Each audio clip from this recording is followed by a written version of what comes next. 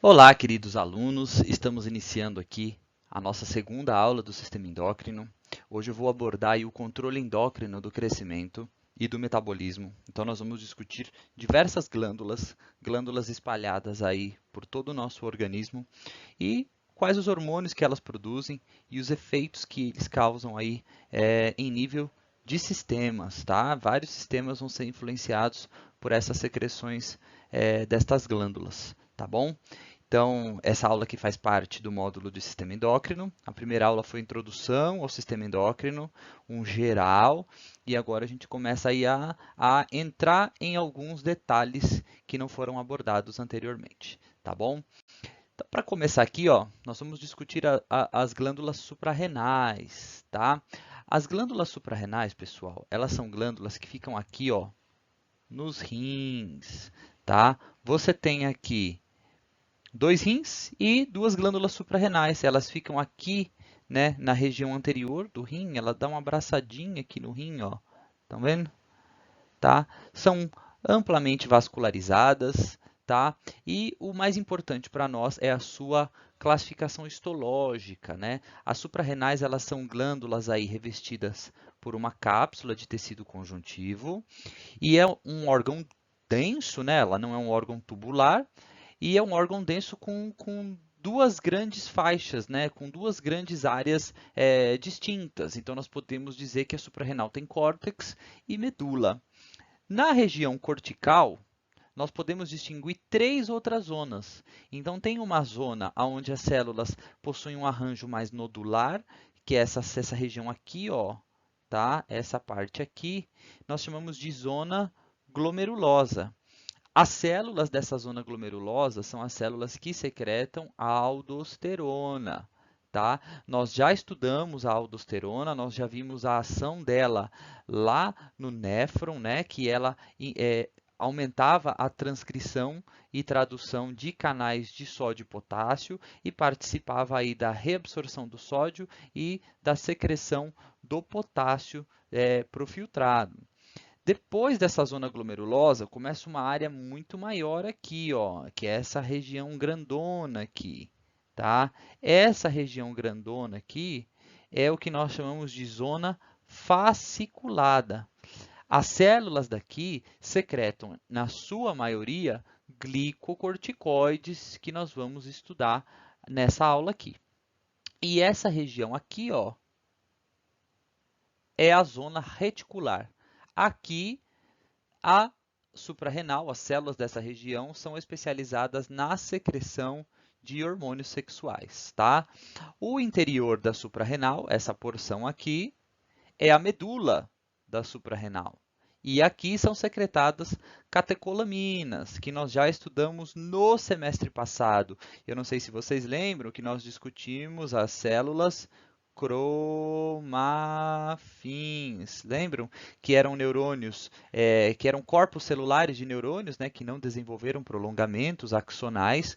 Então, são essas células aqui, tá? E elas são especializadas na secreção de adrenalina, né, ou epinefrina, e pouquinho de noradrenalina, tá? Então elas fazem parte aí do sistema simpático, tá bom? Essa região medular é uma região que embrionariamente falando, ela é distinta do córtex, tá? Essa aqui tem uma origem nervosa, enquanto que a glândula suprarrenal, por ser uma glândula verdadeira, né, a região cortical, ela tem origem epitelial, tudo bem? Então, a suprarrenal vai secretar um monte desses hormônios. O que não vai nos interessar hoje são os glicocorticoides, tá bom? Então, né, os hormônios esteroides, a cortical, né, a região cortical, ela é responsável por produzir hormônios esteroides. O que é um hormônio esteroide? É um hormônio que tem como precursor o colesterol. Vocês viram lá na bioquímica, né? A síntese de colesterol. O colesterol é sintetizado no retículo endoplasmático liso das células produtoras de colesterol. Então, a partir da ingestão aí de ácidos graxos, glicerol, Algumas células, no caso as células aqui das suprarrenais, elas utilizam esses compostos para sintetizar o colesterol no retículo endoplasmático liso. Porém, essas células possuem uma série de enzimas capazes de produzir variações de hormônios esteroides. Então, por exemplo, do colesterol, eu posso chegar até a progesterona, mas posso chegar até o DEA. E do DEA produzir androstenediona, que pode me levar à produção de testosterona. Mas eu também tenho enzima que fazem a progesterona chegar até a testosterona, tá? Então eu tenho caminhos alternativos, tá? Não precisa saber isso aqui, mas basta saber que a síntese de hormônios esteroides é muito complexa, né? Cada seta dessa aqui, ó, envolve uma reação mediada por enzimas para a produção desses compostos, tá? O mais importante aqui, ó, que nós vamos estudar hoje, é a corticosterona e o cortisol, tá? A aldosterona nós já estudamos, né? Ó, ela é produzida a partir da corticosterona, tá? E estrona e estradiol nós não vamos estudar por hora, nem testosterona, tá? Né? Vai ficar para nós aqui hoje mesmo o estudo do cortisol e da corticosterona, todos derivados do colesterol. Tudo bem? Bom, vamos começar com o cortisol, tá? O cortisol, ele é um hormônio, certo? Produzido aí no córtex da glândula suprarrenal, como indica aqui, ó, a origem dele. A natureza química é uma natureza esteroidal, ou seja, ele é derivado de colesterol, tá bom? É sintetizado conforme a demanda, ou seja, as células elas não armazenam esse cortisol, é sintetizado conforme a demanda. Tá? Então, se eu preciso de cortisol, leva-se um tempinho para produzir. Tá? Na circulação, ele é transportado ligado a uma globulina, né? Ele não é transportado sozinho, e o tempo dele de ação no organismo é de 60 a 90 minutos. Tá? O que altera a secreção do cortisol? É o ritmo circadiano, ou seja, ao longo de 24 horas, ele tem uma variação na secreção, tá? E condições de estresse aumentam a liberação. Tá? Ele tem uma natureza de preparar o nosso corpo para uma situação de estresse. É como se ele fosse agir junto com o simpático, né? O simpático com uma natureza mais de sistema nervoso, autônomo, e aqui uma natureza mais hormonal. Tá? Tudo isso preparando o nosso corpo para uma situação de emergência, de estresse. Bom, como é que é a via de controle? Então, olha só, se você tem aqui uma situação de estresse, tá? Ou variações do ritmo circadiano. Ao longo do dia, você tem situações que exigem maior liberação de cortisol. O hipotálamo é o grande detector dessas situações. Ele libera um hormônio chamado CRH, tá? Que é o hormônio corticotrófico. Pode chamar só de CRH, tá? Ele libera esse CRH. O CRH, ele age aqui, ó, na adenohipófise. Então, o hipotálamo libera na corrente sanguínea, né, na circulação aqui do hipotálamo com a hipófise, e estimula as células da adenohipófise a produzirem e liberarem o ACTH, que é o hormônio adrenocorticotrófico, que é liberado pela adenohipófise, tá? Não pela neurohipófise. A neurohipófise aqui nós já vimos lá na aula passada, ocitocina e o ADH. Tudo bem?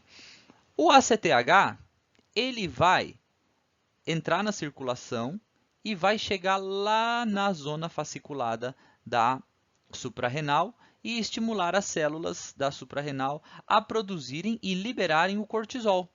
E aí o cortisol vai ser liberado na circulação e terá um efeito enorme em nível sistêmico, tá?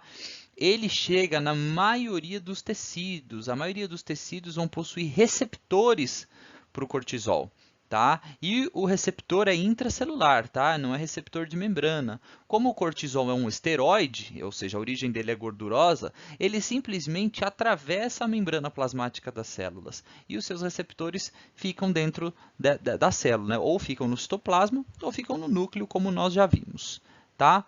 Qual que é a resposta das células aí ao cortisol, né? Olha só, as células, elas vão, por exemplo, no fígado, tá? Eu vou estimular a gliconeogênese, tá? O que seria a gliconeogênese? Eu vou produzir glicose a partir de compostos intracelulares. Então, por exemplo, olha, tem piruvato, certo? O piruvato ele não vira ATP? Eu posso fazer uma reação contrária, eu posso pegar esse piruvato e voltar a oxidá-lo até glicose, tá? Eu faço ele virar novamente glicose. E eu posso fazer isso com outros compostos, compostos do ciclo de Krebs, por exemplo, o oxalacetato. Eu posso reconvertê-lo. Eu fiz uma sequência aí de 12 reações até virar oxalacetato, né? Mais até, né? Porque só a glicólise foram 10, ciclo de Krebs mais 8, e se a gente contar a descarboxilação oxidativa, a gente tem em média aí 18, 19 reações. Eu posso pegar esse oxalacetato e fazer toda a reação reversa, né, e fazê-lo virar glicose novamente. Não é bem a reação reversa, é um pouco mais rápido até, né, mas eu posso fazer virar glicose novamente. Lactato, né, a gente tem o ciclo de Cori ali, o lactato pode virar glicose. Vários compostos aí que a célula produz podem ser transformados novamente em glicose. E aí o fígado faz o quê? Ele pegou esses compostos, produziu glicose de novo, e aí os hepatócitos pegam e jogam essa glicose no sangue. Então a gente diz que ele vai aumentar a glicemia, certo? O cortisol ele aumenta a quantidade de glicose no sangue, então ele tem um efeito diabetogênico, tá? Ele aumenta os níveis de glicose no sangue. Por quê? Porque se você vai enfrentar uma situação de estresse, você vai precisar ter glicose no sangue. Essa glicose vai precisar chegar nas células para que essas células usem essa glicose para produzir ATP, tá? O cortisol, ele diminui a atividade do sistema imune, tá? Ele suprime a função imunológica, tá? Ele diminui a atividade imune e nós já vamos ver o porquê, tá?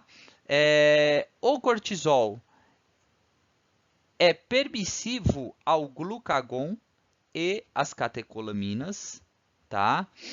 A gente já vai ver o porquê disso daqui. O que ele faz, né? Ó, gliconeogênese, então ele aumenta a produção de glicose e também a glicogenólise. O que é a glicogenólise? O glicogênio volta a virar glicose. Tá? Então eu fico quebrando o glicogênio e produzindo glicose. Eu fico pegando compostos que estão distribuídos na célula, né, como piruvato, oxalacetato, lactato, e volto a produzir glicose. E pego essa glicose e jogo na corrente sanguínea, tá? O que mais que o cortisol faz? Olha só, ele aumenta o catabolismo proteico, tá? Ó, mas o catabolismo, quando ele chega na fibra muscular, ele pega as proteínas do músculo, então, lembra que o músculo é cheio de proteínas, né, lá dos sarcômeros, e ele começa a quebrar essas proteínas, certo? Para produzir energia. Tudo bem? Então você tem a perda de proteínas musculares, o músculo diminui em tamanho, as células não estão morrendo, tá? Não confundam, na verdade eu estou retirando as proteínas dela e essa fibra vai diminuir em tamanho, vai dar uma atrofiada aí, tudo bem? E no tecido adiposo, o cortisol estimula a lipólise, certo? A quebra aí de estoques de gordura para produzir glicose, então para, né, produzir bastante energia, tá?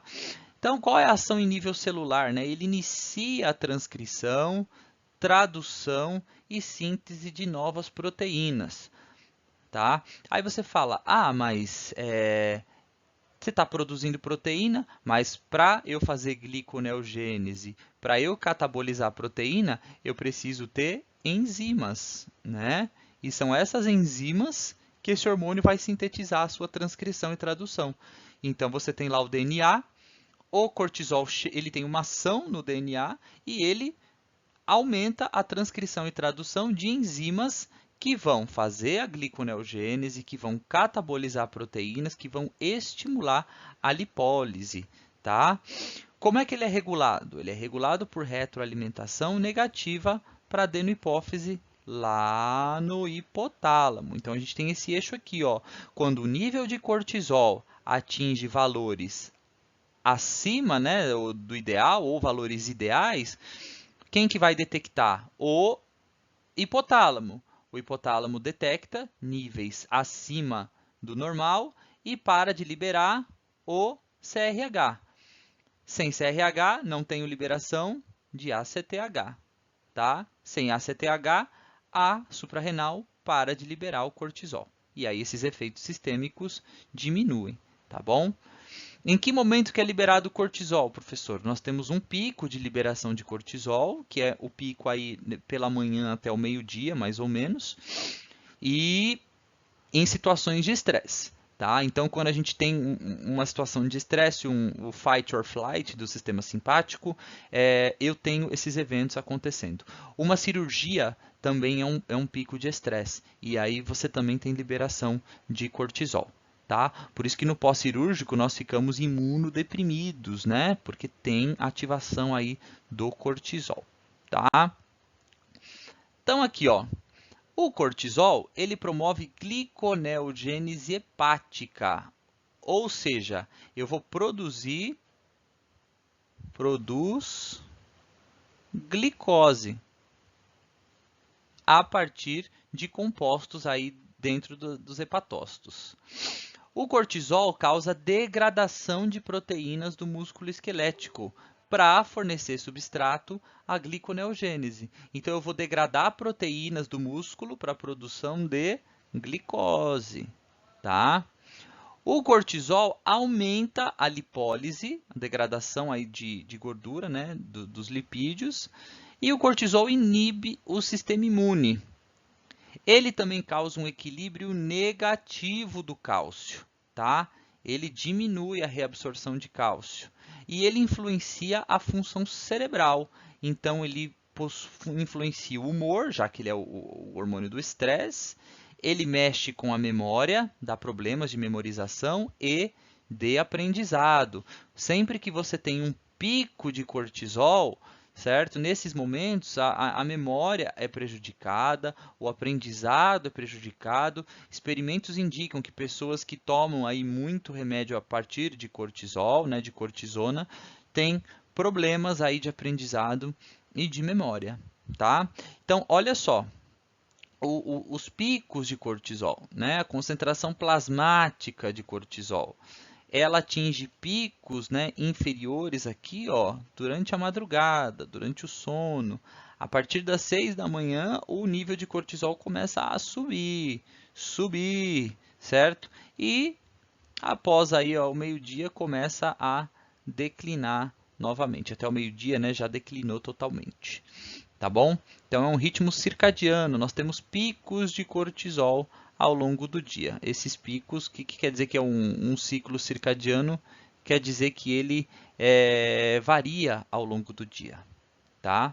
E todo dia tem o mesmo ciclo acontecendo, tá bom? Bom, na terapêutica, por que ele suprime o sistema imune, tá? O cortisol suprime o sistema imune, evitando a liberação de citocinas e produção de anticorpos pelos leucócitos, tá? Ele vai suprimir a liberação de citocinas e produção de anticorpos pelos leucócitos. Ele tem esse efeito, tá? No organismo, tudo bem? Então, o cortisol é imunossupressor, tá? Então, isso é muito importante, por quê? Porque quando o indivíduo faz um transplante, alguma coisa, ele pode tomar aí cortisol para imunossuprimir o sistema imune, tá? Isso aí é bem bacana e importante, né, para os indivíduos que vão aí se tratar aí e precisam deprimir o sistema imune. Então, olha só, quando eu tenho administração de cortisol exógeno, tá? Estou tomando remédio à base de cortisol. Esse cortisol exógeno, ele começa a estimular as células-alvo, tudo bem? Ele começa a estimular as células-alvo. Os tecidos começam a desencadear uma resposta.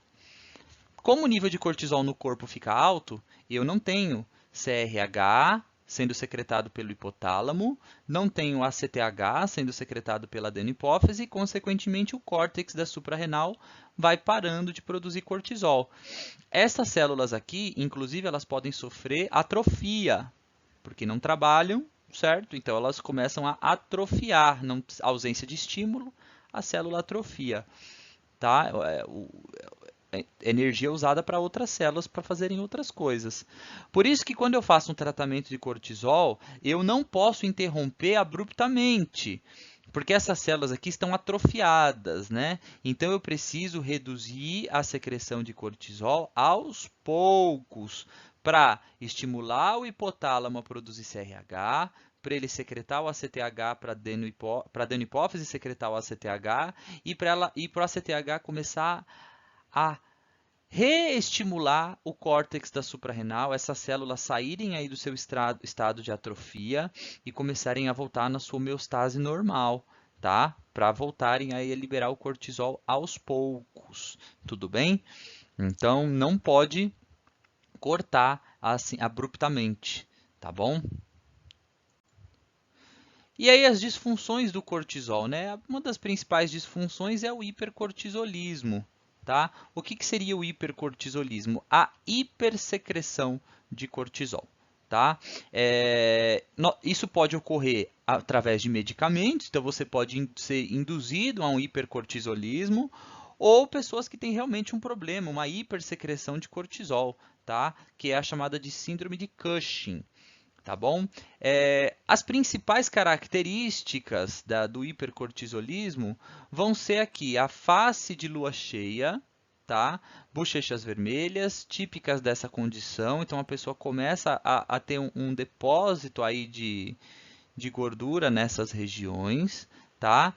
E a gordura também se deposita no tronco, tá? Com estrias escuras que resultam aí da degradação de proteína da pele. Tá? Então a pessoa fica com o tronco com acúmulos, né, depósito de gordura nessas regiões. O que é importante vocês saberem? Que a musculatura em geral, no caso as pernas e os braços da pessoa, eles ficam muito finos. Por quê? Porque não está tendo degradação de músculo. Então, está tendo degradação de músculo, e de proteínas musculares. Então, os braços, as pernas, eles ficam muito finos. E algumas, né, áreas começam a acumular, né, a concentrar glicose e, consequentemente, produzir gordura, né, a partir dessa glicose e começam a acumular. Se o indivíduo não gasta isso tudo, né, então acumula-se nas bochechas, né, fica com aquela face de lua cheia e também no tronco, só no tronco. A pessoa fica com um aspecto como se estivesse inchada, né, é o acúmulo de gordura nessas regiões, tá? Tudo porque está com excesso de cortisol, muitas vezes por conta de medicamentos que ela toma, tá? Que aí seria o iatrogênico, né? Você toma muito cortisol e fica com esse aspecto. Mas existem pessoas que têm tumores na suprarrenal e secretam cortisol de modo autônomo. Então, a suprarrenal, as células estão secretando automaticamente. Ou a hipófise está com um tumor e está secretando o ACTH. E o ACTH fica estimulando a suprarrenal a produzir cortisol. Tudo bem? Então, era isso que eu tinha para discutir com vocês sobre a suprarrenal. Nós partimos agora para tireoide, tá bom? A glândula tireoide é uma glândula aqui, ó, em forma de borboleta, que fica aqui logo abaixo da laringe, e ela vai secretar aí os hormônios tireoidianos, tá? Quando eu faço um corte na tireoide, a tireoide, diferentemente da suprarrenal, ela não é uma glândula que eu consiga ver duas regiões distintas entre cortical e medular. É uma estrutura só, uma massa de células com um arranjo único. Então, ele tem uma cápsula de tecido conjuntivo e eu consigo observar histologicamente vários folículos tireoidianos ou folículos da tireoide, tá? O que é um folículo? Eu tenho essa região central aqui, ó, com uma estrutura chamada coloide, né? Uma substância gelatinosa, né? Aqui eu tenho o epitélio, um epitélio cúbico simples com microvílulos, tá? Essa face aqui, ó, é a face apical da célula, que está em contato com o coloide. E abaixo disso, eu tenho aqui a lâmina basal e capilares sanguíneos, tá bom? Tem muitos capilares sanguíneos, tá? Então, essa célula ela vai secretar substâncias aqui, ó, na corrente sanguínea, tá? Esse é o arranjo da tireoide. Eventualmente, aparece uma célula, que é essa célula aqui, ó. Ela não tá, a lâmina basal envolve essa célula aqui e essa célula cresce unida à célula epitelial, né, à célula folicular. Essa célula aqui é chamada de célula C, certo? Que é uma célula que vai produzir calcitonina, que vai secretar alguns hormônios que vão mexer aí com o metabolismo do cálcio, tá? Nós vamos estudar ainda nessa aula o metabolismo do cálcio, mas o foco agora é o que acontece nessa tireoide, tá bom? Nessa célula aqui, ó, nós vamos pegar uma célula agora dessa daqui e ver tudo que ela faz, tá bom? Bom, o que ela faz? Ela faz a síntese de hormônios tireoidianos, tá? Então, basicamente, o hipotálamo, ele produz o TRH, que é o hormônio tireotrófico. O TRH chega na hipófise e faz a hipófise liberar o TSH. E o TSH age diretamente nas células foliculares da tireoide, tá bom? Só que, para a tireoide produzir os seus hormônios, ela precisa de iodo. Olha só aqui, ó. Então, você tem que ingerir iodo, tá bom, gente? Você tem que ingerir iodo, tudo bem? O iodo entra dentro, o iodo passa por interstício, né? O sódio também passa por interstício. Existe um transportador, né? Que faz cotransporte, que está na região basal da célula. Tá? Lembra que em contato aqui com o interstício e o sangue é região basal. Esse é o cotransporte de sódio e iodo. Então, entrou iodo na região basal e entrou sódio na região basal. Esse iodo veio da onde? Do sangue e veio da nossa dieta, tá? Veio da nossa dieta, tá? Esse iodo, ele vai se difundindo pela célula, tá? Ó, ele vai se difundindo pela célula e ele possui um canal na região apical, que é esse canal aqui, chamado de pendrina. A pendrina é um canal de iodo que fica na região apical, que joga esse iodo no coloide, que é a substância glicoproteica ali que fica no centro do folículo, tá? Tudo bem? Então, tá bom. Outra coisa, paralelamente a esse transporte do iodo, então o iodo estava no sangue, passou para o interstício, região basal, por cotransporte com sódio, e através da pendrina, na região apical, eu joguei iodo no coloide. Tá? A célula folicular tireoidiana, que é essa célula aqui, ela sintetiza, ela faz síntese proteica, certo? De enzimas chamadas de tireoglobulina. Tá vendo aqui, ó? Ela produziu uma vesícula e nessa vesícula tem uma proteína aqui, certo? Uma enzima chamada tireoglobulina. E ela faz o quê? Ela exocita essa vesícula na região apical e exocita essa tireoglobulina aqui no coloide, tá? Então, o que eu tenho no coloide? Eu tenho iodo e tenho a tireoglobulina, tá? tenho a tireoglobulina. O que vai acontecer? Aqui no colóide, certo? Eu tenho uma enzima chamada tireoide peroxidase. Está aqui, a tireoide peroxidase. A tireoide peroxidase adiciona iodo ao aminoácido de tirosina, que nós já vimos lá, certo? Então, quando eu tenho a ligação aqui, ó, na tireoglobulina de um iodo com uma tirosina, eu tenho a formação do MIT, que seria só essa face aqui, ó, que é a monoiodotirosina. Se eu tenho o MIT e ligado a mais um iodo, eu tenho a formação do DIT, que é a diiodotirosina. Ainda não é o hormônio tireoidiano. Se eu ligar um DIT com outro MIT, certo? Ou seja, iodo mais tirosina, iodo mais tirosina, iodo mais tirosina, eu tenho a formação do, não é o TRIT agora, é o T3, tá? Que é a triiodotironina. E esse sim já é um hormônio tireoidiano, que é esse aqui, tá? Se eu tiver a ligação de dois DITs, eu tenho a formação do T4, que é a tiroxina, tá bom?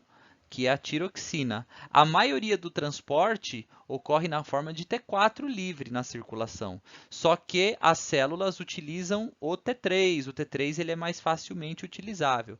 Então, a maioria das células do nosso corpo tem que ter uma enzima que reconverta o T4 em T3, tá bom?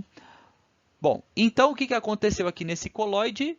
A produção do T3 e do T4, tá?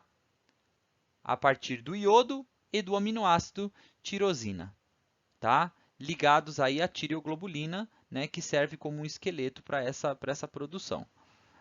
Então, essa tireoglobulina, transportando o T3 e o T4, certo? Ela é endocitada pela célula folicular, né? Endocitada aqui na região apical, e está aqui, ó, o T3 e o T4 ligado na tireoglobulina, nas suas cadeias. Eu tenho enzimas nessa célula aqui que clivam o T3 e o T4 daqui, ó, eles cortam o T3 e o T4, e o T3 e o T4 ficam livres no citoplasma dessa célula, e eu possuo aqui canais, né, que transportam o T3 e T4, como está em grande quantidade aqui, o T3 e T4 vaza para o interstício, por esses canais aqui de T3 e T4, e do interstício vazam para a corrente sanguínea e passam a circular, tá? E aí o T3 e o T4 vão chegar nos mais diversos tecidos do nosso corpo, tá bom? Então, resumindo, iodo, né? Aqui entrando na célula, indo para o colóide através da pendrina. Nesse colóide, esse iodo agora vai reagir com o aminoácido tirosina. Mas quem funciona como um agregador disso são as tireoglobulinas, né? Ele vai sendo montado na tireoglobulina. Iodo mais tirosina, MIT. MIT com mais um iodo, DIT. DIT com MIT, T3 e DIT com DIT, T4. São, novamente, endocitados pela célula. Dentro das células vão ser clivados e liberados no citoplasma, T3 e T4, que por transportadores retornam, entram, né, na circulação sistêmica. Tá? Qual que é o eixo hipotalâmico hipofisário? Já tinha feito ali para vocês, né? O hipotálamo, né, libera o TRH. O TRH age na adenohipófise, fazendo ela liberar o TSH, e o TSH age na tireoide, fazendo ela produzir e liberar T3 e T4 na circulação, tá? Lembrando que o T4 na circulação tem iodo removido para se converter em T3, que o T3 é mais facilmente absorvível e utilizável pelas células. Então, a maioria das células já tem as enzimas para fazer essa conversão, tá? Então, aqui, né, os hormônios tireoidianos são produzidos nas células foliculares, tá? A natureza química é uma amina iodada. Eu vou unir basicamente iodo com aminoácido tirosina, tá? E eles ficam estocados no coloide, né? No coloide ali, naquele espaço interfolicular, tá? O transporte de T3 e T4 não é livre, né? Eles são acoplados a uma globulina ligadora de tiroxina e também a albumina. O hormônio tireoidiano, o T4, ele circula livre de 6 a 7 dias. Já o T3 é cerca de um dia, tá bom? A liberação é uma liberação tônica, ou seja, constantemente está sendo liberado. Eu sempre tenho que ter esses níveis aí adequados, tá? Porque ele tem efeitos muito importantes no corpo. As células-alvo são a maioria das células, né? As vias de controle eu já expliquei, não vou falar de novo. E os receptores são receptores nucleares, ou seja, o T3 e o T4 nas células-alvo vai mexer com a expressão gênica. Tá? Na verdade, o T3 e o T4 vai aumentar o consumo de oxigênio. Se ele vai aumentar o consumo de oxigênio, o que ele vai fazer? Fosforilação oxidativa. Ele aumenta a fosforilação oxidativa das células. As células passam a produzir muito ATP. Tá? Ele é catabólico de proteínas em adultos, mas em crianças ele é anabólico. Tá? Ele é necessário para o desenvolvimento normal do sistema nervoso central. Tá bom? Ele aumenta a atividade das enzimas metabólicas e também aumenta a atividade da bomba de sódio e potássio. E como a bomba de sódio e potássio requer ATP para funcionar, eu preciso de muita fosforilação oxidativa. Tá? A ação dele em nível molecular é produzir novas enzimas, principalmente enzimas que agem no metabolismo, que vão produzir ATP. Tá? Quando os níveis de T3 e T4 atingem níveis acima do normal, eu tenho a alça de retroalimentação negativa, o feedback negativo. Eu suprimo a liberação de TRH, que suprime a liberação de TSH, que inibe a liberação de T3 e T4. Certo? Se eu tiver estimulação excessiva da tireoide pelo TSH, certo? O que vai acontecer? A glândula sofre hipertrofia. As células da tireoide hipertrofiam, né? Numa condição chamada de bócio, tá? Então, as células hipertrofiam porque estão excessivamente estimuladas pelo TSH. Então, a pessoa pode ter um tumor na hipófise e começar a produzir muito TSH. Esse TSH acaba agindo na tireoide e hiperestimula aí a produção de T3 e T4. Só que como ela é hiperestimulada, né, lembra que quando uma célula sofre um estímulo excessivo, uma das formas de responder ao estímulo é aumentar em tamanho, né, é sofrer hipertrofia. Tá? Então, o bócio, uma das causas do bócio pode ser estimulação excessiva da glândula tireoide pelo excesso de produção de TSH. Tá? Eu tenho disfunções dos hormônios tireoidianos. Então, uma das principais disfunções, vocês já devem ter ouvido falar, é o hipertiroidismo. Tá? O hipertiroidismo, a pessoa produz muito T3 e T4, eles não têm efeito no metabolismo e eles não aumentam as proteínas que fazem o metabolismo oxidativo. Então, a pessoa que tem muito T3 e T4 circulante tem um consumo excessivo de oxigênio e acaba tendo uma produção metabólica de calor muito elevada. Tá? Eu aumento o catabolismo das proteínas e eu posso causar fraqueza muscular. Tá? Não tem mais de onde tirar nutrientes para produzir, começa a fazer catabolismo de proteínas. Tá? A pessoa pode ter reflexos hiperexcitáveis, pode desencadear transtornos psicológicos, desde irritabilidade, insônia e até psicose. Tá? Ela influencia nos receptores beta-adrenérgicos do coração, então ela estimula aí o aumento da função cardíaca. Tá? Muito uma coisa terrível. Fora que a pessoa sente um calor excessivo, né? Porque o metabolismo está muito acelerado, tá bom, gente? Então você imagina, lembra aquelas vias que nós estudamos de sistema nervoso? Imagina todas aquelas vias com sinapses excitatórias, porque tem muita energia circulante. Então a pessoa fica hiperexcitada, tá? E promove aí transtornos psicológicos muito intensos, tá? As principais causas aí do hipertiroidismo são a doença de Graves, né? Que a gente vai ver aqui o que a doença de Graves causa. Tumores na tireoide ou tumores na hipófise, tá? Bom, tumores na tireoide a gente já sabe. Se a pessoa está com tumor na tireoide, a tireoide vai produzir T3 e T4 por si só, sem estimulação aí da adenohipófise. O tumor da hipófise seria o quê? A hipófise produzindo muito TSH, tá? Na doença de Graves, tá?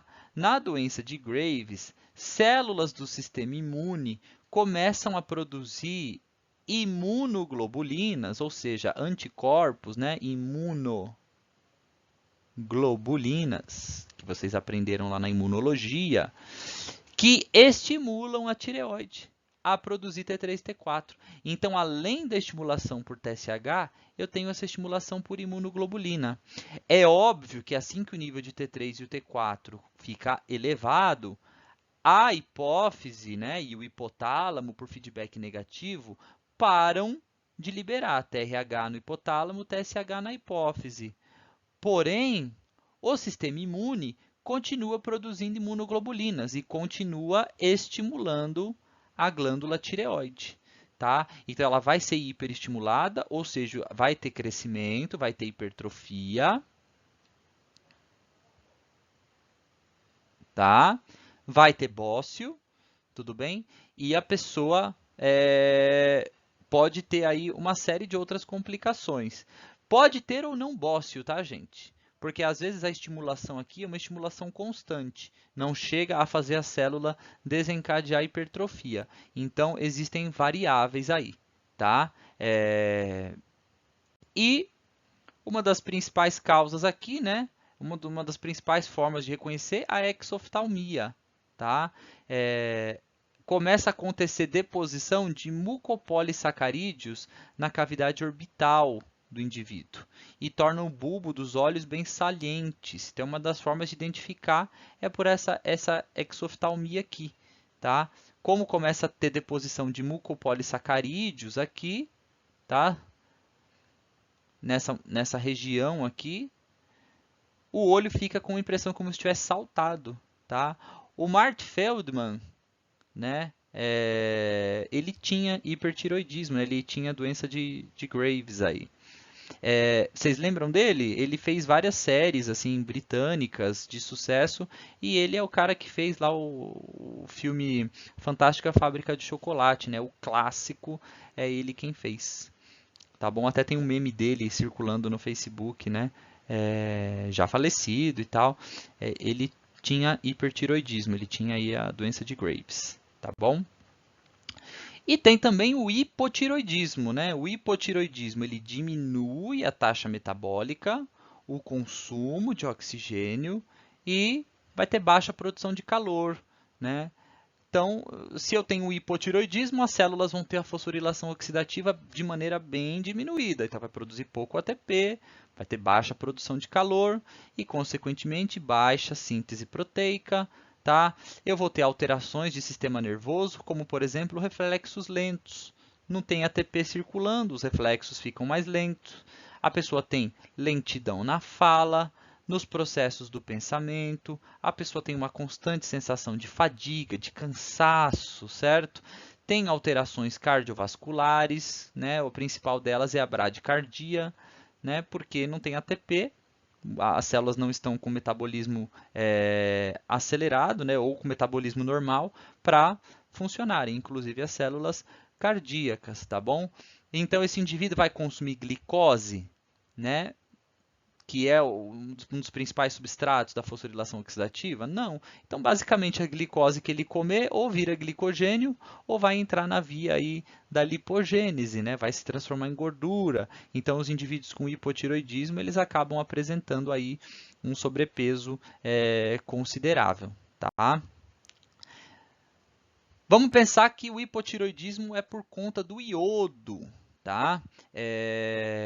Aí você pensa, é só o hipertireoidismo que faz ter bócio? Não necessariamente. O indivíduo está com baixo consumo de iodo na dieta, tá? Com baixo consumo de iodo, eu não vou produzir T3 e T4, tudo bem? O hipotálamo viu que caiu o nível de T3 e T4 e passa a aumentar o nível de liberação de TRH. O TRH estimula a hipófise passa a aumentar a secreção de TSH. Com o aumento da secreção de TSH, a tireoide vai ser amplamente estimulada. Ela vai começar a ser estimulada a produzir T3 e T4. Só que os níveis de T3 e T4 vão permanecer baixos. Por quê? Porque o indivíduo não está com iodo na dieta. Não tem como as células produzirem T3 e T4. Certo? E aí o que vai acontecer? O hipotálamo vai produzir mais TRH, a hipófise mais TSH e a glândula tireoide vai sendo estimulada. Se ela está sendo estimulada, o que vai acontecer com as células? Hipertrofia, tá? Então, olha só que fantástico, né? É assim, fantástico não, mas que legal. Vocês entenderam. A célula pode hipertrofiar tanto no hipertireoidismo quanto no hipotireoidismo. Tá? Então, são nas duas condições. E na prova eu posso dar um probleminha para você identificar se aquela condição gera bócio por hipo ou por hipertireoidismo. Então, é importante que vocês saibam aí identificar essa situação. Tá? Hormônio do crescimento. Vai ser longo o vídeo hoje, hein? Já estou avisando que é para vocês, né, já irem anotando aos poucos, ver um hormônio agora, vai fazer alguma coisa, né? Vai jogar um videogame, vai comer alguma coisa, vai dar uma namorada, é importante namorar, certo? Para ser feliz. Depois volta, faz outro hormônio, tá bom? Agora a gente vai para o hormônio do crescimento. O crescimento normal é um processo complexo e ele vai depender de muitos fatores, tá? O hormônio de crescimento, ele precisa agir em conjunto com outros hormônios, tá? Tem que ter sinergismo. Ele depende de uma dieta adequada, de ausência de estresse crônico e também a genética influencia na produção aí desses hormônios, né? Na secreção do hormônio de crescimento. Então, eu tenho que ter esses múltiplos fatores agindo na secreção do GH, que é o hormônio do crescimento, tá? O GH, ele é um hormônio anabólico, ele vai mexer com a construção de estruturas no nosso corpo, tá? O que estimula aí o GH? O ritmo circadiano, o estresse, cortisol e o jejum. Tá? Então, a origem, certo? Dele é na adenohipófise, tá bom? O hipotálamo produz o GH-RH. O GH-RH induz, né, a hipófise a produzir o GH. E o GH vai agir no fígado e em outros locais do corpo, certo? Que nós vamos ver. E o que inibe o GH é a somatostadina. A somatostadina inibe a secreção de GH pela hipófise, tá? O GH no plasma, ele está dissolvido no plasma e a outra parte ligada a uma proteína, né, cuja estrutura é idêntica ao receptor de GH. A meia-vida dele no organismo é de 18 minutos. O que afeta a sua liberação? O ritmo circadiano, né? Existem momentos específicos onde eu tenho pico de liberação e também baixa na liberação. É influenciado por nutrientes circulantes, então tem que ter uma dieta boa, pelo estresse e por outros hormônios em um padrão complexo, tá? A via de controle nós já vimos, né? O GH-RH induz a secreção de GH, e a somatostadina inibe a secreção de GH. Então, os dois são produzidos no hipotálamo, certo? E controlam a liberação e a não liberação de GRH. O que o GH faz? Ele vai ser trófico no fígado, tá? O fígado, quando recebe GH, ele começa a produzir fatores de crescimento, tá? Então, o fígado recebeu GH e aí o próprio fígado tem fatores de crescimento que ele lança na circulação. Só que ele só lança se ele receber o comando do GH, tá? Esses fatores são fatores semelhantes à insulina, tá? E eles vão atuar diretamente em muitas células, tá? O receptor-alvo é um receptor tirosina quinase, então é um receptor enzimático, tá? Não é ligado à proteína G nesse caso. E esses fatores de crescimento que o fígado liberou, eles vão agir no crescimento dos ossos, das cartilagens, no crescimento de tecidos moles e também no aumento da glicose plasmática. Por quê? Eu preciso de glicose no plasma para que as células que vão crescer agora utilizem isso para produzir ATP. Vai aumentar a síntese proteica, então eu vou precisar de energia para tudo isso. Tá? Então, o principal lance do GH é esse, ele age no fígado e o fígado libera fatores de crescimento. Tenho muitos fatores de crescimento, tá? E esses fatores de crescimento vão agir nos ossos, vão agir nas células que estocam glicose, para que elas peguem essa glicose e voltem a jogar no sangue, porque os tecidos que vão crescer vão precisar usar essa glicose. Que tecido que vai crescer? Osso, cartilagem, certo? E os tecidos moles também vão crescer, né? A gente não fica com o intestino do mesmo tamanho quando a gente nasce. Ele também tem que acompanhar o crescimento corpóreo, tá? Um excesso de liberação de GH, né, vai promover uma doença aí chamada de gigantismo, tá? Então, se o indivíduo ele tem aí até os seus 18 anos uma grande secreção de GH, no caso dos homens até os 21 anos, tá? Ele vai ter uma condição chamada de gigantismo, que é o caso aqui do Sultan Kösen, né? Que é um turco, que é considerado o homem mais alto do mundo. Aí ele tem 2,51 m, acho, tá? Se eu não me engano, tá bom? 2,51 ou 2,53, algo do tipo. Então, o gigantismo é uma condição o quê? Onde o indivíduo tem condições anormais de secreção de GH na fase em que o GH tem que ser secretado. No caso dos homens, até os 21 anos. No caso das mulheres, até os 18 anos. Tá? Já o nanismo, o que seria o nanismo? Tá?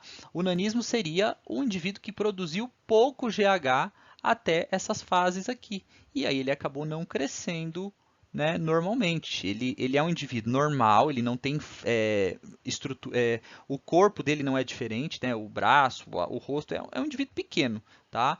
Que o caso clássico aqui é o do Chandra Bahur Danji, que também é um dos homens menores do mundo, né? Se eu não me engano, ele era britânico ou romeno, não lembro, vocês pesquisem, mas ele tinha acho que 51 centímetros de tamanho, né, de comprimento, então bem pequenininho. E aqui foi o encontro, né, do menor homem do mundo com o maior homem do mundo, tá? Um com o nanismo, outro com o gigantismo. Tudo bem? Agora existe uma condição, né? Por exemplo, a mulher lá fez 18 anos, não deveria mais ter GH. Tá? Só que ela continua liberando GH. Os ossos já chegaram num limite de crescimento, mas alguns pontos dos ossos possuem ainda cartilagem que consegue crescer, né? Continua crescendo, algumas porções do corpo continuam crescendo. E essa condição é chamada de acromegalia. Cuidado para não confundir com o gigantismo. A pessoa não vai continuar crescendo, mas algumas partes do corpo, né, com cartilagem continuam crescendo. Então, aqui, por exemplo, é um caso clássico, ó, uma moça, 18 anos, só que ela continuou liberando GH. Olha só aqui, né? Com seus 30 e poucos anos, ela já tinha uma feição diferente, o nariz cresceu mais, o rosto cresceu mais, ficou com uma aparência um pouco mais rígida, né? Mais ríspida. E aqui na segunda idade, já na terceira idade, já depois dos seus 50 anos, a pessoa tem uma mão muito grossa, né? Os dedos continuam crescendo bastante, engrossando, e o rosto adquire um aspecto de ríspido mesmo, né? Bem diferente, não é aquela coisa mais, como que eu posso dizer, feminina. No caso dos homens também, você tem o crescimento do nariz, o rosto fica com um aspecto mais ríspido, tá bom? Que é a acromegalia, tá? E também tem a acondroplasia, tá bom? O que é a acondroplasia? A acondroplasia é quando o indivíduo geneticamente, tá? Ele produz pouco GH, tá? E ele tem um distúrbio genético onde os ossos, né, não absorvem direito o GH. Então, é um defeito genético normalmente nos ossos, nas cartilagens, tá? Não confundam com nanismo. O indivíduo vai ter um aspecto diferente no tamanho dos braços, né? O tamanho dos membros vai ser diferenciado, o nariz também, né? As feições do rosto serão diferenciadas. Não é o nanismo, é aí a acondroplasia, tá? Tanto que o pessoal fala que até os anões da Branca de Neve não eram anões, eles eram acondroplásicos, né? Então deveria ser a Branca de Neve e os 7 acondroplásicos, tá bom? No caso do crescimento dos tecidos e ossos agora, né? No crescimento dos tecidos moles, tá? Os tecidos moles sofrem influência de hormônios, certo? As células sofrem hipertrofia, né? O tamanho celular é aumentado. E hiperplasia, eu tenho o aumento do número de células. Então tem que existir uma combinação para esses tecidos crescerem, os tecidos moles. Olha só, GH, o IGF, né, que é o Insulin-like Growth Factor, que são as somatomedinas produzidas pelo fígado.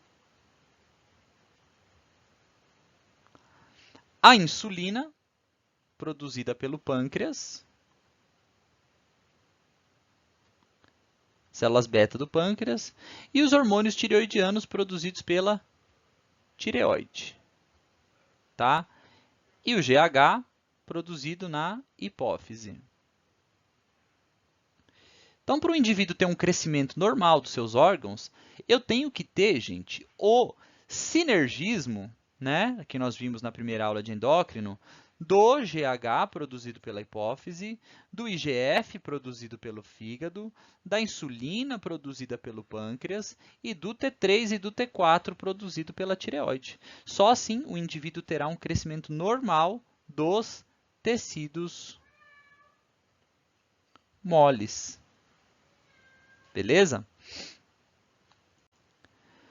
No caso do crescimento ósseo, certo? Os ósseos têm um crescimento diferente, né? É um crescimento que pode ocorrer de duas formas. Lembra lá que o osso possui a epífise, certo? A diáfise e aqui outra epífise. E no centro dele, a medula óssea. Mas o osso ele pode ter uma ossificação intramembranosa, né? É o processo que forma o osso frontal, parietal, uma parte do occipital, o temporal, maxilar superior e inferior. O que é a ossificação intramembranosa? É quando a ossificação ocorre a partir de uma membrana. Eu tenho uma membrana de tecido conjuntivo e as células começam a se diferenciar em osteoblastos. E os osteoblastos possuem como característica a formação aí da matriz óssea. Então, eles começam a produção do osteoide, que vai calcificando, né, formando a osseína, se aprisionam nessa matriz que eles mesmos produziram e se transformam em osteócitos, que é o caso do bebê, né? O bebê nasce com aquela membrana aqui no parietal, né, e ele vai fechando, né? Então, esses ossos todos aqui um dia foram uma membrana, tá? E que se ossificou. Mas a ossificação pode acontecer a partir do molde cartilaginoso, que é a ossificação endocondral, né? O nosso esqueleto ele é todo de cartilagem, né, na vida intrauterina.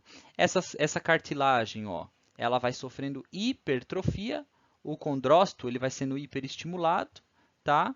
E ele vai hipertrofiando até que ele sofre apoptose. É uma lesão celular, hipertrofiou demais, até que uma hora eles sofrem apoptose.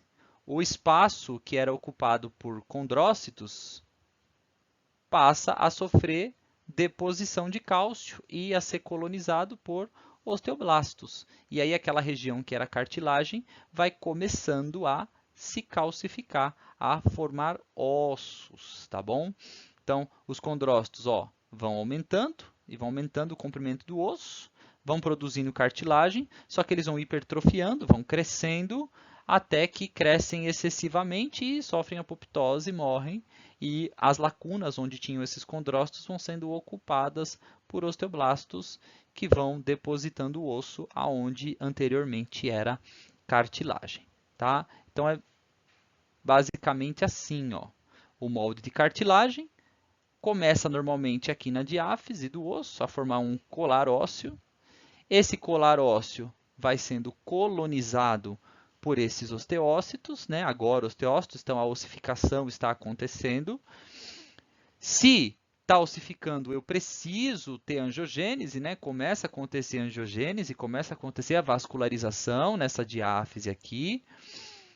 A ossificação já ocorreu na diáfise, porém as epífises continuam com o molde de cartilagem, tá? Depois que a ossificação passa para as epífises, começa a acontecer nas epífises.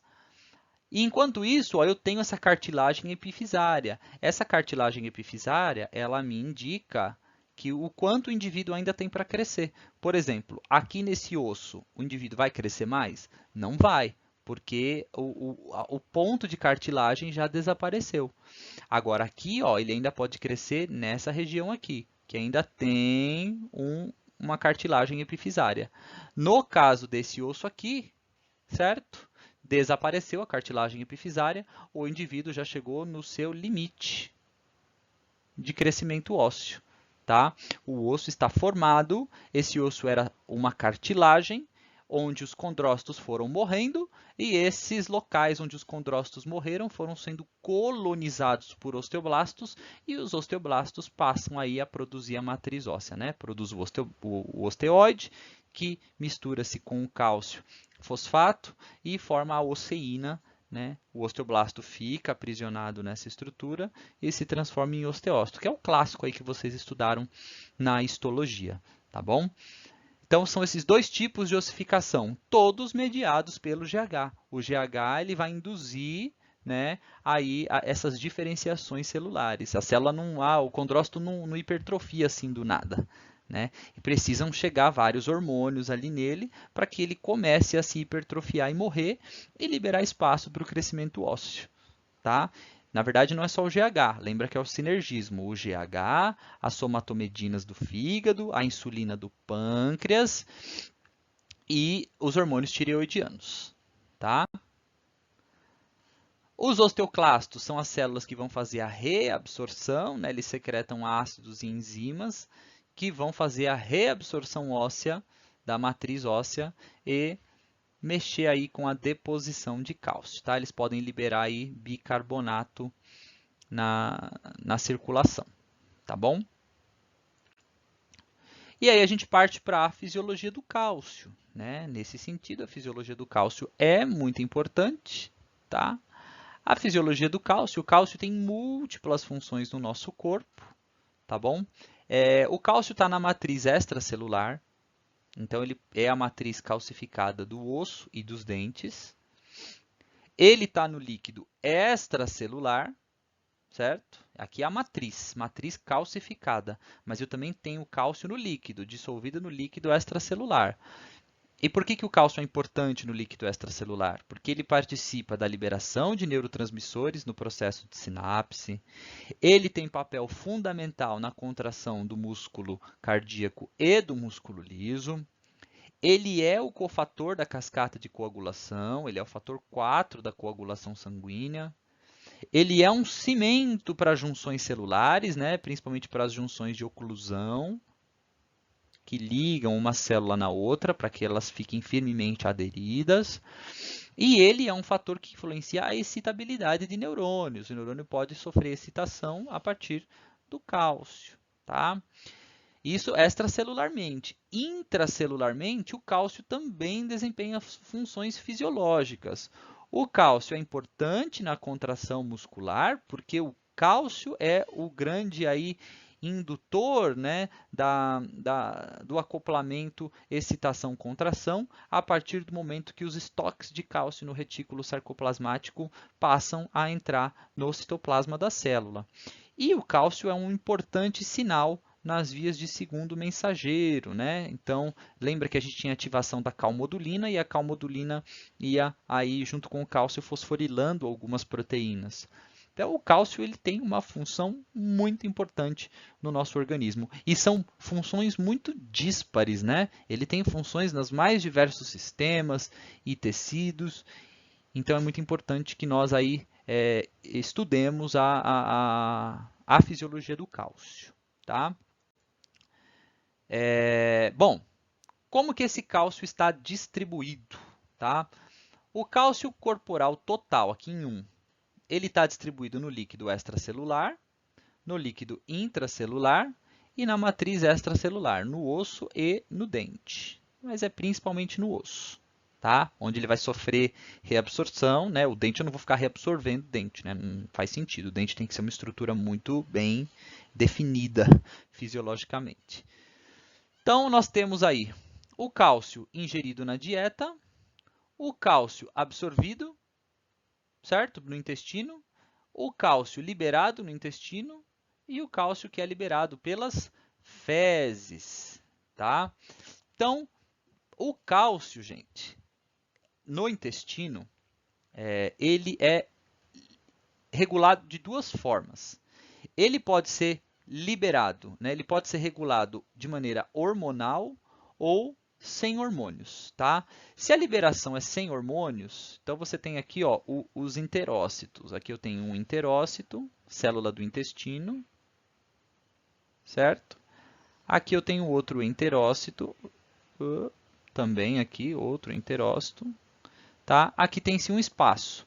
Sem regulação hormonal, o cálcio passa via paracelular, ou seja, ele passa entre as junções celulares e é absorvido. Aqui vai passar o sangue, certo? E ele é absorvido para a corrente sanguínea. Isso sem regulação hormonal, tá? Ele passa paracelularmente. Agora, hormonalmente, você ingere o cálcio. Esse cálcio chega lá nos enterócitos. Então, ele chegou aqui no enterócito. Aqui no enterócito eu tenho um canal, certo?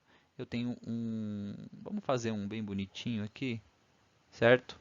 Então, eu vou fazer aqui o enterócito, tá? Aqui está o enterócito.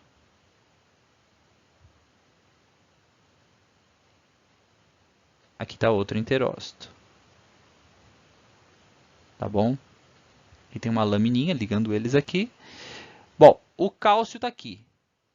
Se ele passou pelas junções celulares para ser absorvido, foi uma absorção, uma entrada paracelular.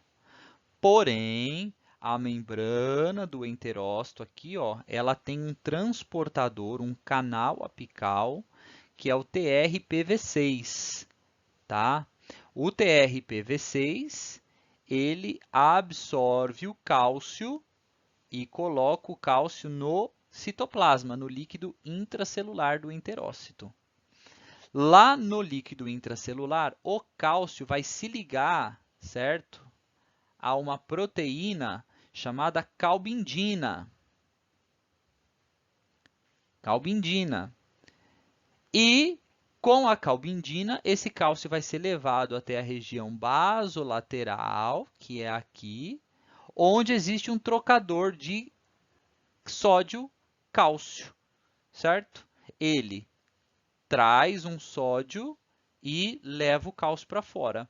Mas também existe a cálcio ATPase, que bombeia cálcio aqui para fora mediante o gasto de ATP, tá bom? E aí esse cálcio também entrou aqui na circulação sanguínea, tá? Vai para o interstício e do interstício vai para o sangue, tá bom? Então eu tenho cálcio dessas duas maneiras aqui, tá? Ele é regulado dessas duas maneiras. Professor, mas o que teve aí o cálcio, né? Como é que o cálcio foi hormonalmente? Porque alguns hormônios vão agir aumentando os canais de TRPV6. E se eu tenho mais canais de TRPV6, mais cálcio pode ser absorvido, tá? E a gente vai falar desses hormônios já já, tá bom?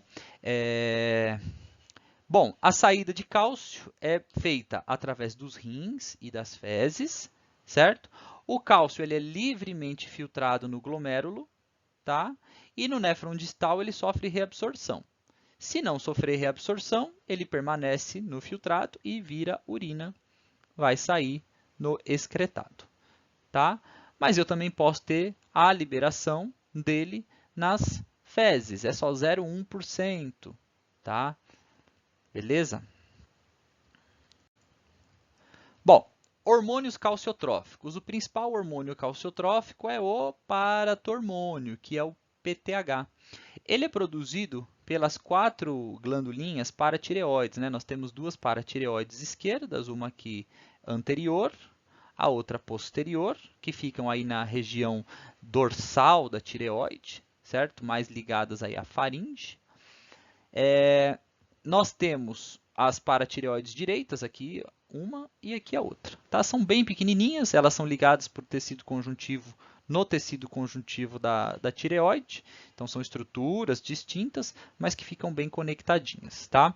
É muito interessante porque o paratormônio é uma estrutura essencial à vida. Tá? Assim como o cortisol é essencial à vida, tá? O paratormônio também é. Tá bom? O que o paratormônio faz? O paratormônio ele mobiliza cálcio dos ossos. Ou seja, ele faz com que os osteoclastos comecem a retirar o cálcio dos ossos e a depositar esse cálcio no sangue. Tá? Então, ele é secretado pelas paratireoides, o paratormônio. Ele é transportado dissolvido no plasma, a duração dele é de menos de 20 minutos. E o que faz a paratireoide liberar o paratormônio? A queda dos níveis de cálcio no plasma. Tá? E o paratormônio vai agir especificamente nas células do rim, dos ossos e do intestino. Tá?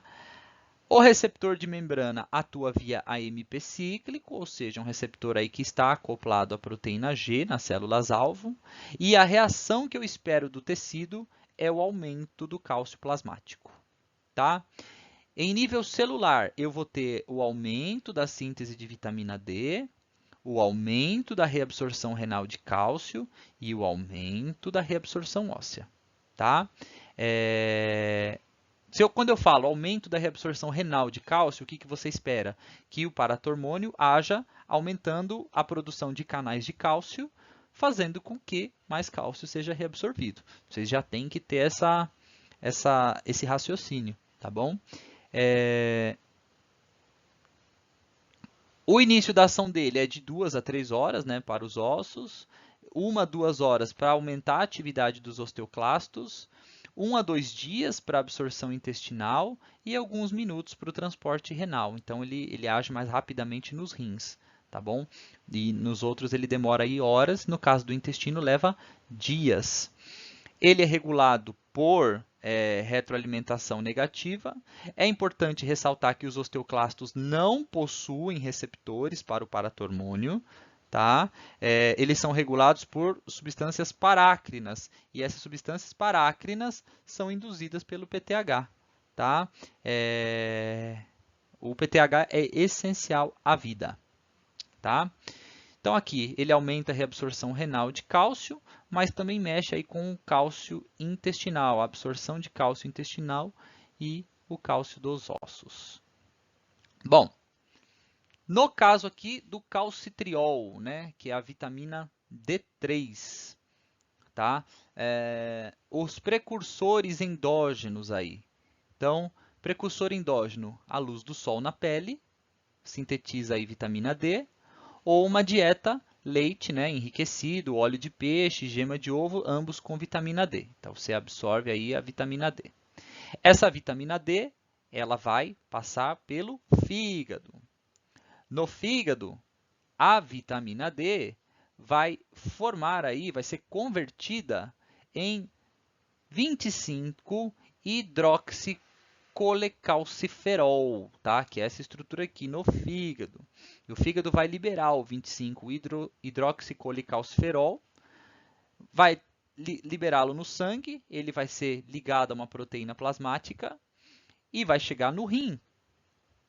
No rim, eu vou ter enzimas que vão converter o 25-hidroxicolecalciferol em calcitriol, certo? Ou um 25-dihidroxicolecalciferol, tá? Ou seja, é o rim que produz o calcitriol, o hormônio aí calcitriol, tá?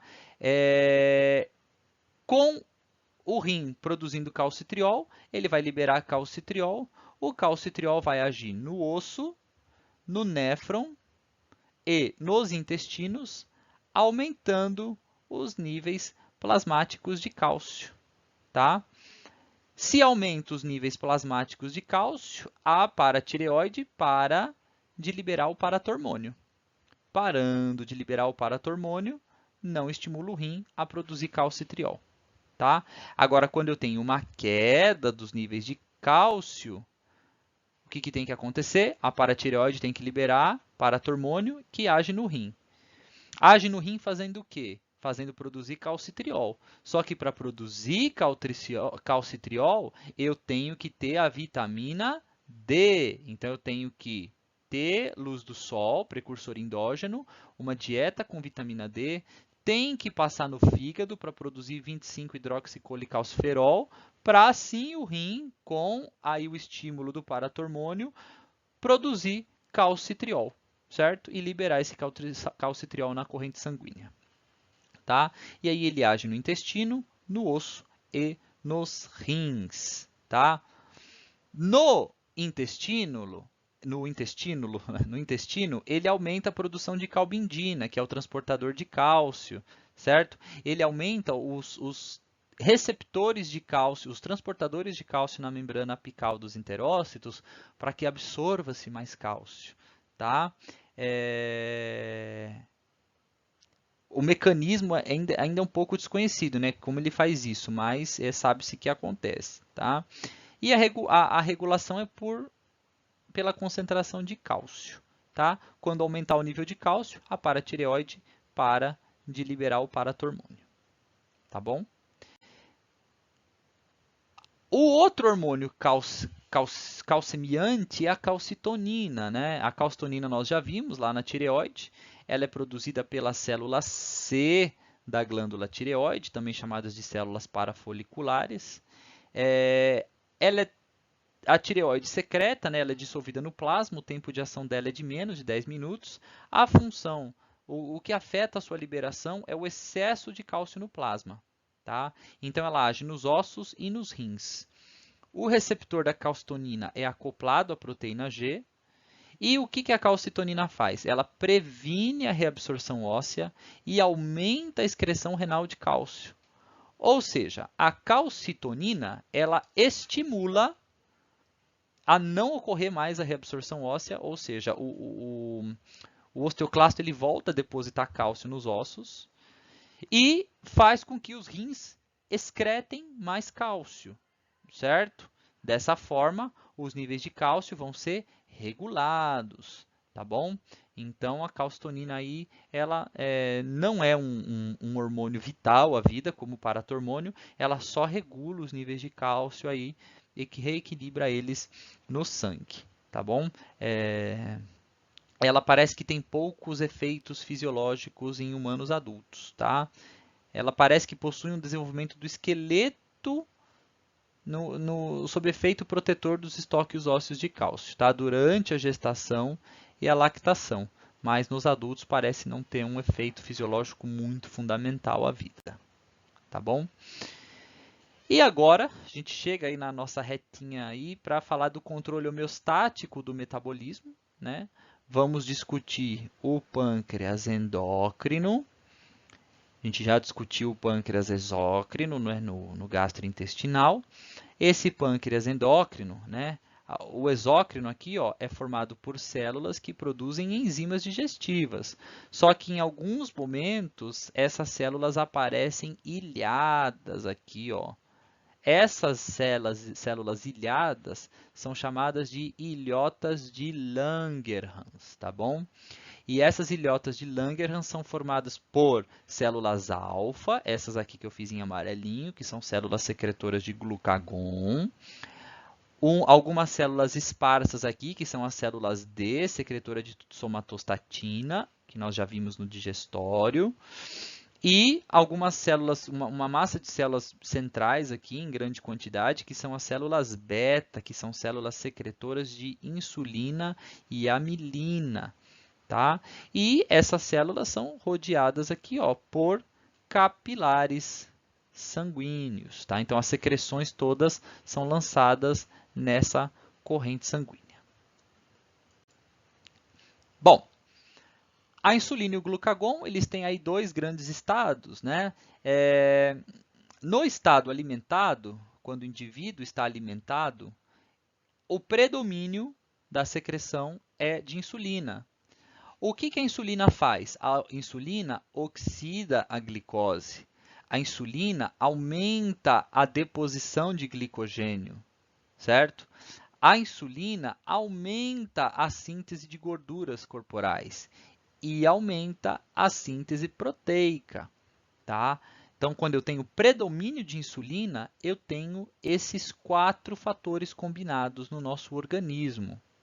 Já num estado de jejum, o predomínio da secreção do pâncreas é a secreção de glucagon. O glucagon se predomina sobre a insulina. E quando eu tenho predomínio de glucagon, eu vou ter o aumento da glicogenólise, ou seja, vou pegar os estoques de glicogênio e voltar a produzir glicose. Eu vou ter o aumento da gliconeogênese, vou pegar as substâncias aí, substâncias específicas, piruvato, lactato, e vou voltar a produzir glicose para manter esse cara com níveis de glicose adequados, tá? E aumenta também a cetogênese, tá bom? Que vai ser aí a produção de energia a partir de outros compostos aí que não a glicose, que vai ser aí a via, né, de usar ácidos graxos, tá?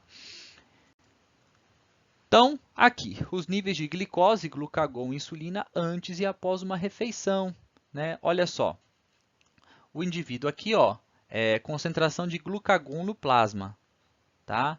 O indivíduo fez a refeição. Quando ele faz a refeição, o que começa a acontecer com o nível de glucagon? Começa a cair, certo? Começa a cair. Essa curva aqui é a concentração de glicose no plasma, tá? Então, o indivíduo fez a refeição, o que aconteceu com o nível de glicose? Subiu. Quando o nível de glicose começa a cair, chega aí abaixo de 100, né? O que começa a acontecer? Eu começo a liberar glucagon, tá? Começo a liberar glucagon para regular isso daí. Já a insulina, ó, controle de insulina, ele é inverso ao controle do glucagon, tá bom? Quando o indivíduo faz uma refeição, o que acontece? Começa a liberar insulina. E conforme o tempo após a refeição vai passando, os níveis de insulina vão caindo e o de glucagon vai subindo, tá?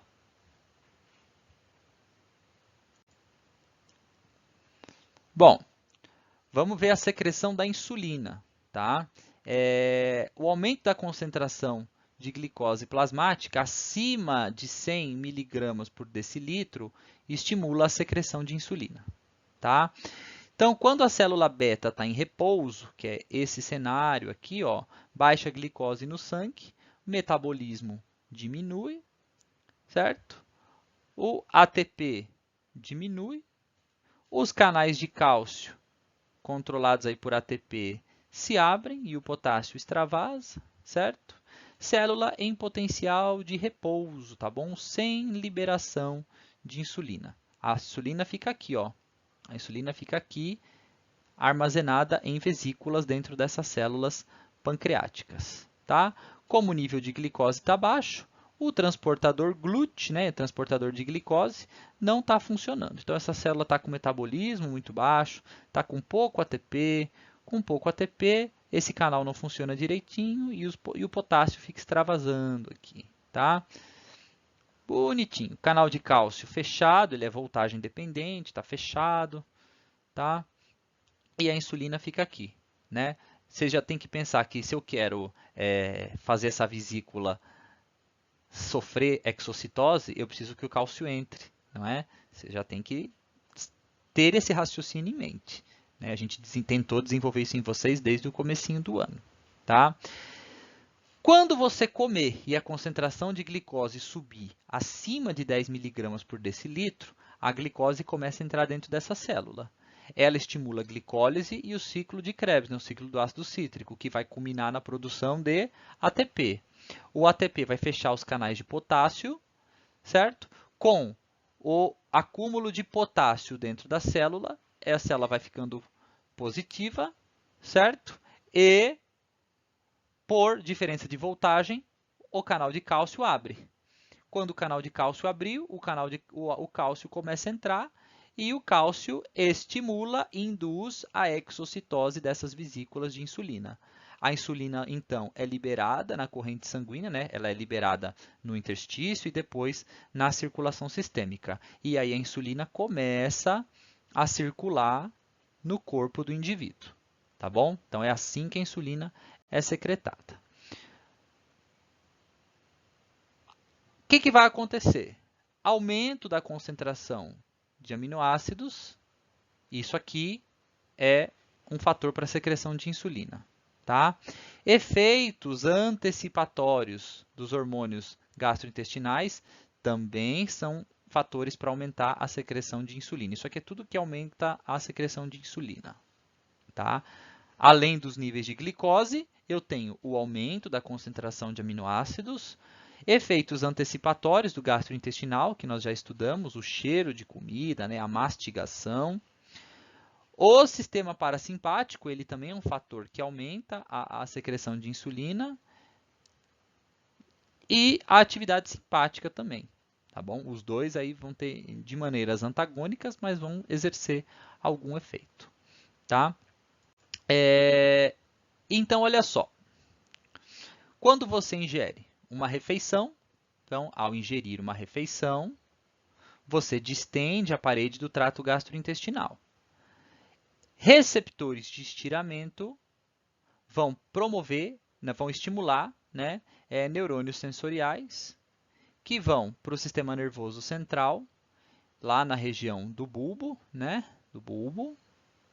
E o bulbo, por estimulação simpática, estimula as células beta pancreática a essas células beta secretarem insulina. Certo? Então, isso aqui só por distensão da parede do trato gastrointestinal. Mas eu posso ter também carboidratos na luz do trato gastrointestinal.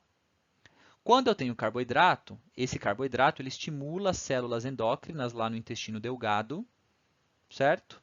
Que, estimuladas aí, vão liberar GLP e GIP, que vão ser substâncias que vão estimular as células beta, vão liberar na corrente sanguínea, né?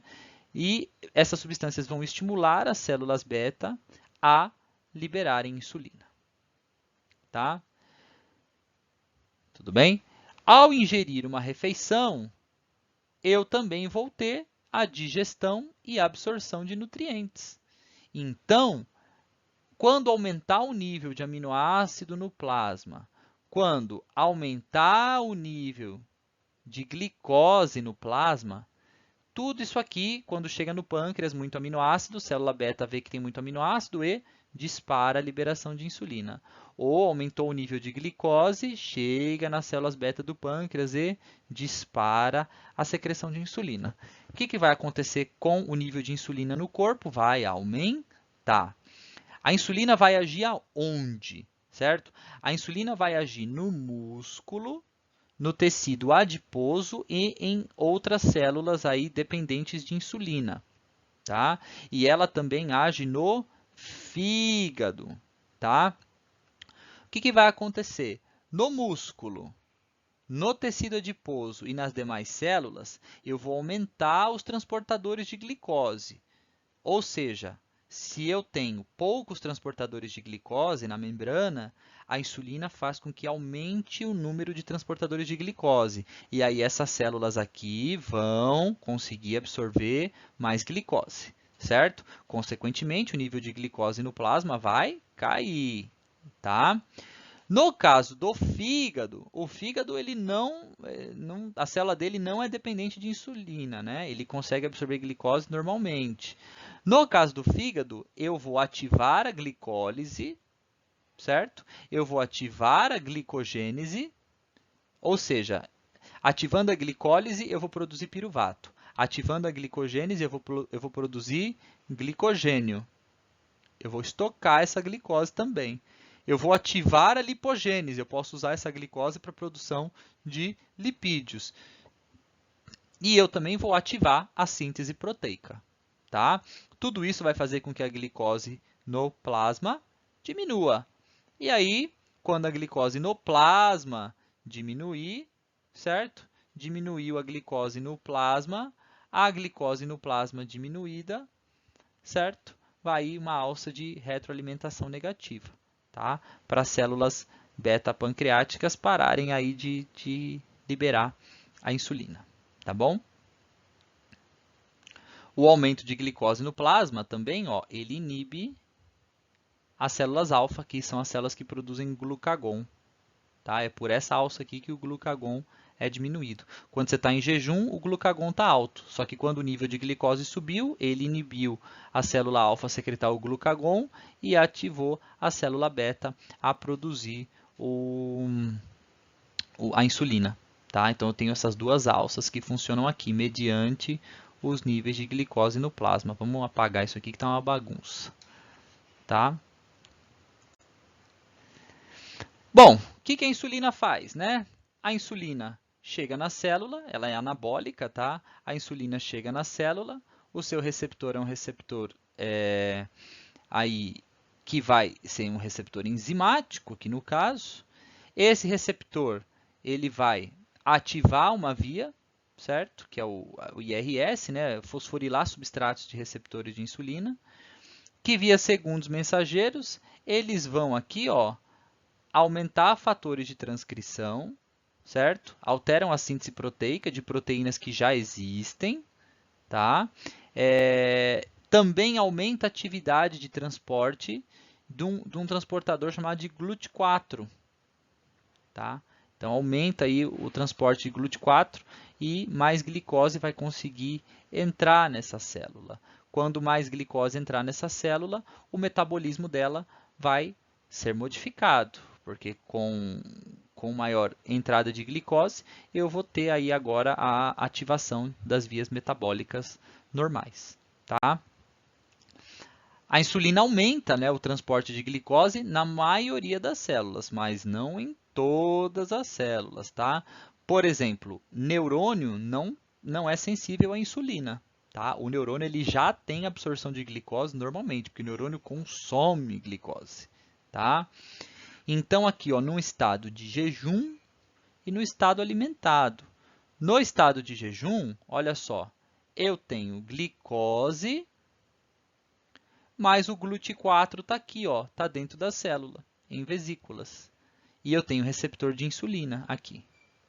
No estado alimentado, secretou insulina, a insulina se liga no receptor, faz uma cascata de transdução que estimula a exocitose do GLUT4 na membrana. E agora sim a glicose tem como entrar na célula para ativar o metabolismo dela.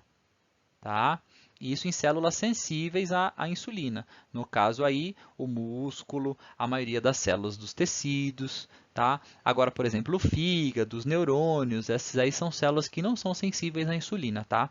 Eles absorvem glicose, tem glicose, eles vão absorver. Tá bom? No caso aqui, ó, dos hepatócitos, ele tem receptor de insulina, tá? Ele tem receptor de insulina. eles transportam, né? Eles conseguem transportar a glicose, tá? Eles conseguem fazer o que? A gliconeogênese, né? Eles conseguem produzir glicose e aumentar os níveis de glicose dentro deles. E aí o que eles fazem com essa glicose? Lançam na corrente sanguínea, tá? Para sempre manter um pouquinho de glicose, tá? Quando o hepatócito recebe insulina, o que ele faz? Ele faz essa cascata de forma inversa, tá? Esses transportadores agora, o nível de glicose vai estar mais alto. Aqui fora, opa, tem glicose aqui fora, recebi insulina, então eu vou pegar essa glicose que eu disponibilizei dentro da célula, eu vou voltar a converter ela em glicogênio para diminuir o nível de glicose e eu conseguir absorver, já que esse cara comeu, certo? Então, quero absorver essa glicose agora. No estado de jejum, essa célula cria um ambiente inverso. Ela pega os depósitos de glicogênio, né, ou pega substâncias que ela pode converter em glicose e redisponibiliza no sangue. Quando ela recebe o sinal da insulina, ela diminui os níveis de glicose dentro da célula para conseguir fazer o transporte do excesso de glicose que está aqui no sangue. Tá? Então, o fígado é muito importante nesse processo. O que a insulina faz? Né? Ela aumenta a utilização e o armazenamento da glicose. Então, ela ativa enzimas da glicólise e também a glicogênese. Ela estimula a formação do glicogênio no músculo e no fígado. Ela inibe as enzimas da glicogenólise, da gliconeogênese e da lipólise. Tá? Então, a insulina não vai permitir a quebra do glicogênio, nem a gliconeogênese e nem a degradação do lipídio. Ela não vai ativar a lipólise. A insulina aumenta a utilização de aminoácidos, ou seja, ela ativa enzimas para a síntese proteica. Mas quais enzimas? As enzimas das vias metabólicas, certo? E ela promove a síntese de lipídios. Tá? Ela inibe a beta-oxidação de ácidos graxos, né, que é a quebra dos ácidos graxos, estão inibindo a quebra de ácido graxo, eu não vou ficar com esses ácidos graxos mantidos. E ela ativa as enzimas que convertem muita glicose em aminoácidos e aminoácidos, né, entre acilgliceróis. Então, ela estimula a lipogênese. Tá? Então, olha só que bandida, né? Mas é importante, claro. Mas, quando você sabe que sempre que você tiver o aumento da secreção de insulina, das taxas de insulina, você vai ter essas três situações aqui, tá bom? Utilizar e armazenar glicose, aumentar a utilização de aminoácidos e aumentar a síntese de lipídios, tá? A partir da ativação dessas ativações e inativações dessas vias enzimáticas, tá bom? Já o glucagon, ele diminui os níveis de glicose no plasma, né? O glucagon, quando diminui os níveis de glicose no plasma, as células alfa detectam que diminuiu o nível de glicose ou que aumentou os níveis de aminoácidos no plasma, tá? Daí as células alfas detectam por essas duas vias e secretam o glucagon. O glucagon, ele tem um efeito direto no fígado, tá? Qual vai ser o efeito dele no fígado? A inibição da glicose, a diminuição da glicose também, por feedback negativo, estimulou as células beta a pararem de secretar insulina, né? Então, parou de secretar insulina e aí músculo, tecido adiposo e outras células sem insulina não vão absorver glicose e vão fazer o quê? Vão começar a produzir energia a partir de lactato, piruvato, aminoácidos, ácidos graxos e vão jogar isso na circulação. O fígado vai receber tudo isso aqui, mais receber o glucagon e ele vai fazer o quê? Opa, esse cara aqui está com os níveis de glicose muito baixos. Daí ele vai estimular o quê? A glicogenólise. O que é isso? Vai pegar os estoques de glicogênio e voltar a produzir glicose, certo? Ele vai estimular a gliconeogênese, ou seja, o lactato, ele vai pegar piruvato, aminoácidos e vai transformar toda essa galera aqui em glicose, tá? Por vias metabólicas que ele tem aí. Ele vai transformar tudo isso em glicose, que é a gliconeogênese. Eu vou produzir glicose a partir de outros compostos, tá? Na glicogenólise, eu pego glicose a partir do glicogênio, que já é glicose, tá?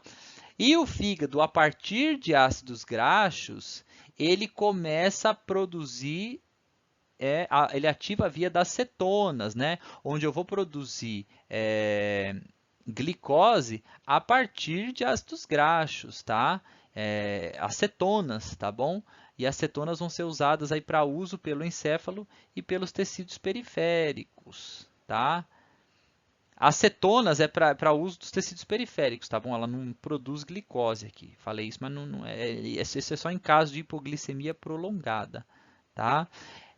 A glicogenólise e a gliconeogênese, elas vão, a curto prazo, aumentar o nível de glicose no plasma.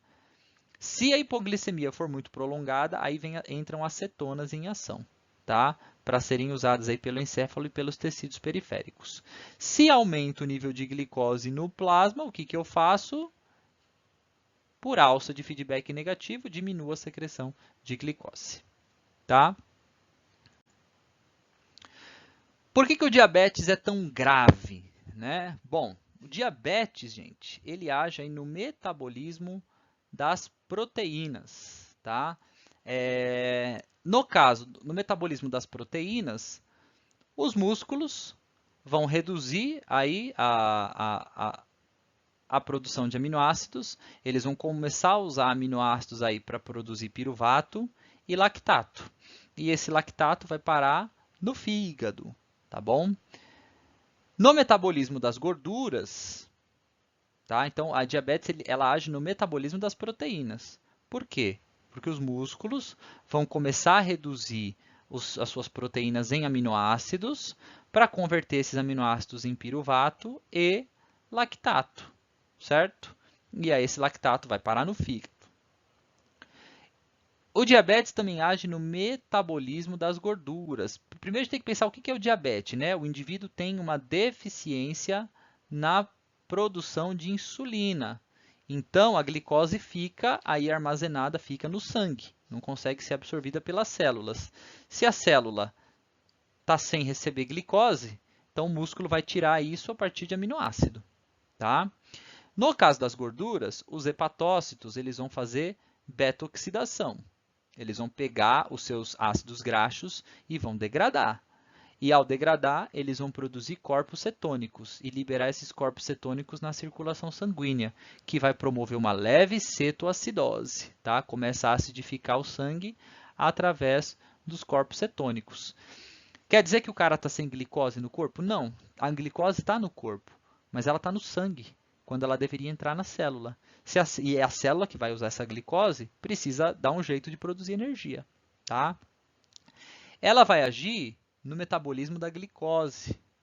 O fígado, ele vai começar a estimular a glicogenólise e a gliconeogênese, ou seja, ele começa a degradar glicogênio em glicose e a produzir glicose a partir de outros compostos e lançar no sangue. Então, ele aumenta ainda mais a glicemia, aquela glicose que já estava acumulada no sangue, aumenta ainda mais. Por quê? Porque se as células não estão absorvendo glicose e estão liberando lactato, estão produzindo corpos cetônicos, né? O que o fígado faz? Opa, então eu vou fazer glicogenólise, gliconeogênese e vou pôr mais glicose no sangue para essas células receberem.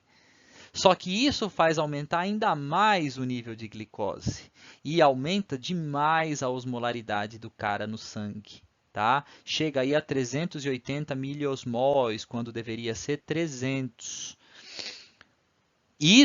Esse aumento de osmolaridade é detectado lá pelo hipotálamo, que passa a liberar ADH, certo? O ADH aumenta a reabsorção de água para regular essa osmolaridade, certo? E também o hipotálamo induz a sede. Então, por isso que o diabético tem a polidipsia, né? Ele tem muita sede por conta disso. O excesso de glicose no sangue alterou a osmolaridade e o hipotálamo aumenta a reabsorção de água pelo ADH, mas também induz ao comportamento de sede, tá? A diabetes vai agir no metabolismo do encéfalo. Então, os neurônios do centro da saciedade, certo? São neurônios dependentes de insulina. A maioria dos neurônios não é dependente de insulina, mas os neurônios, né, encefálicos do centro da saciedade, eles são dependentes de insulina, ou seja, eles só conseguem absorver glicose se tiver insulina. Como o cara não tem insulina, esses neurônios aqui vão ter glicose? Não vão ter. Então, os neurônios aqui do sistema nervoso central, eles vão interpretar que você está sem glicose. E se você está sem glicose, você precisa comer. Então, eles vão induzir o comportamento de fome, né? Você vai ter polifagia, o indivíduo vai ter muita fome, tá? Olha que bonito, né? É triste, mas é uma situação bem bonita, patologicamente falando, tá? E o indivíduo vai ter aqui uma diurese osmótica e poliúria, tá? Como ele está com uma hiperglicemia, eu vou ter aqui saturação dos transportadores de glicose no túbulo contorcido proximal, o que vai dar aí uma glicosúria. A glicose começa a sair na urina, tá? Eu vou ter um aumento da osmolaridade do filtrado, porque está cheio de glicose no filtrado. Se eu tenho aumento da osmolaridade do filtrado, eu vou ter maior secreção de água no néfron. Ao invés da água ser reabsorvida, o filtrado vai puxar mais água. E então começa a acontecer a poliúria, que pode gerar uma diurese osmótica. A urina fica muito diluída, tá? E isso pode levar a um quadro de desidratação muito severo, tá bom, gente? E, por fim, essa desidratação, certo? Ela vai reduzir o volume sanguíneo, vai fazer ocorrer uma queda da pressão arterial, o corpo vai acionar mecanismos compensatórios para tentar controlar a queda da pressão. Quais vão ser os mecanismos compensatórios de uma queda da pressão? Sistema renina, angiotensina, aldosterona, tá? Que é o mecanismo básico para desidratação. Porém, nesse cenário, eu não tenho insulina, né? Como é que eu vou regular isso? Mesmo a renina, angiotensina, aldosterona, ela vai funcionar por um tempo, mas uma hora ou outra não vai dar mais conta. Então, eu vou ter falha nesses mecanismos e o indivíduo vai ter uma insuficiência circulatória, tá? Começa a ter deficiência na insuficiência circulatória. Com insuficiência circulatória, certo? As células vão passar a receber menos sangue, né? E vão acionar o mecanismo anaeróbio para produzir energia. Opa, estou com uma insuficiência circulatória. Eu já não recebo glicose, ainda não recebo oxigênio. O que as células vão fazer? Vão acionar o metabolismo anaeróbio. E o metabolismo anaeróbio produz o quê? Ácido lático. O ácido lático é ácido, né? Então ele reduz o pH. Só que o corpo já estava num quadro de cetoacidose. Ele já estava produzindo, né, ele já estava produzindo energia a partir de ácidos graxos, né, da beta-oxidação. Cetoacidose, corpos cetônicos, que são ácidos acumulados, mais ácido lático agora, por conta da insuficiência circulatória, fazem esse indivíduo entrar num quadro de acidose metabólica. A acidose metabólica associada ao quadro de desidratação vão levar esse indivíduo a um quadro de coma e morte, tá? Tudo bem? Então, a morte vem aí por acidose metabólica, desidratação e insuficiência circulatória, né? Que são aí a tríade da morte. Tem que ser, né? Ou choque nervoso, ou choque respiratório, ou choque circulatório, que é o caso aqui, tá bom? Então, aqui tem bonitinho toda essa via, explicadinha, tudo que eu expliquei para vocês aqui. Então, vocês dão uma olhadinha nesse esquema aqui, tá? Que são as vias que vão levar o indivíduo ao coma ou à morte por ausência de liberação de insulina, né, pelo quadro de diabetes, tá? Pensando sempre que a não liberação de insulina vai acarretar todos esses fatores aqui, tá bom? Para finalizar, a regulação da temperatura corporal, certo? Nós precisamos regular a temperatura, nós recebemos calor ou por radiação, ou por condução, né? Encostamos em alguma coisa quente, tá? E temos também a nossa produção de calor interna, né? Nós temos aí produção de calor do metabolismo. Do metabolismo nós temos a termogênese sem tremor, lá nas mitocôndrias. E também produção de calor da contração muscular, né? O tremor pode produzir aí calor, tá? Isso é a produção interna de calor. Esse calor do corpo pode ser perdido aí por radiação, por condução, encostou em alguma coisa fria, você perde calor, ou por convecção, que são as correntes de ar que levam o nosso calor embora, corrente de ar frio, tá? No caso do calor, mudança na temperatura ambiental, certo? Ativa termorreceptores periféricos, que nós já vimos no semestre passado, esses termorreceptores. Esses termorreceptores periféricos enviam informações para o centro de temperatura, que fica lá no hipotálamo, e ele vai responder da seguinte maneira: mudança de temperatura ambiental, tá, gente? Mas eu também posso ter uma mudança na temperatura do corpo. Então, eu tenho termoceptores centrais, tá? Lá no hipotálamo, que detectam a mudança de temperatura. Então, o hipotálamo ele pode detectar a temperatura de duas formas: do seu corpo, mas também do ambiente. Do ambiente, os receptores são periféricos.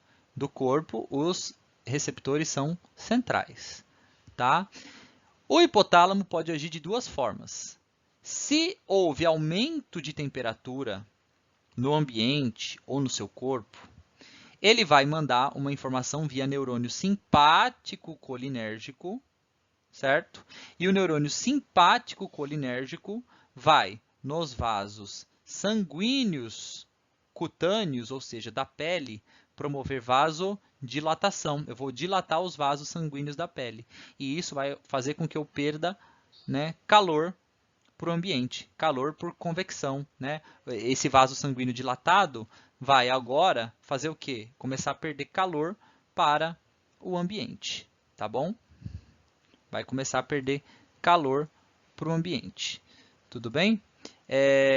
O que vai acontecer aqui?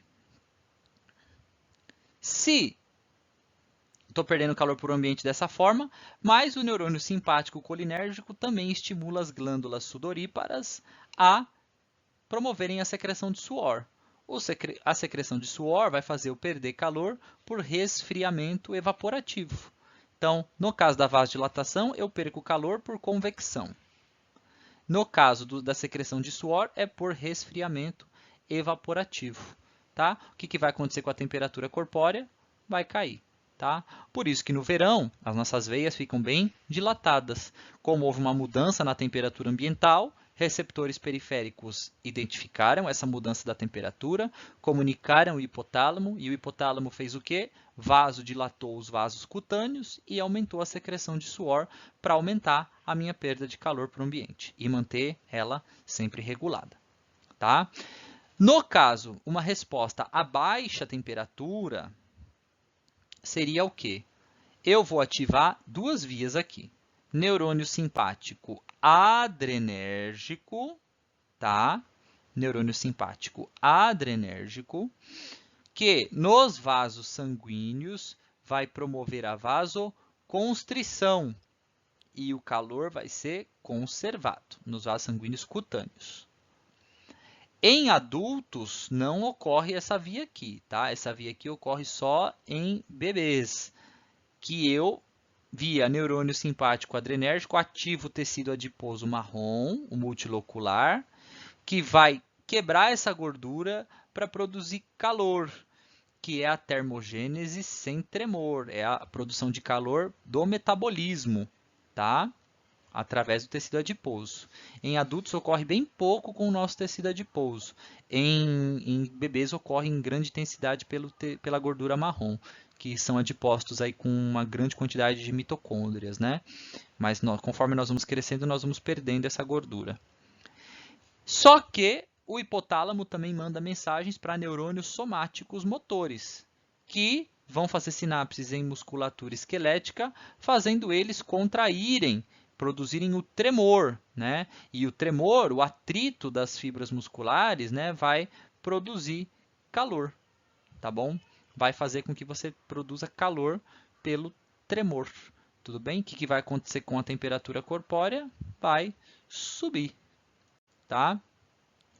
Então, é sempre assim, temperatura ambiental alta, maximizar a perda de calor. Vasodilatar os vasos sanguíneos da pele, aumentar a sudorese e também induzir respostas comportamentais, né? Você vai buscar lugares mais ventilados, você vai buscar locais com água para aumentar a sua perda de calor por condução, você vai procurar estar longe do sol, você vai procurar remover as roupas. Tudo isso são respostas fisiológicas, tá? Então, nesse verão agora, a hora que você for ligar o ventilador, você já vai saber que isso é um comportamento fisiológico para aumentar a perda de calor por convecção, tá?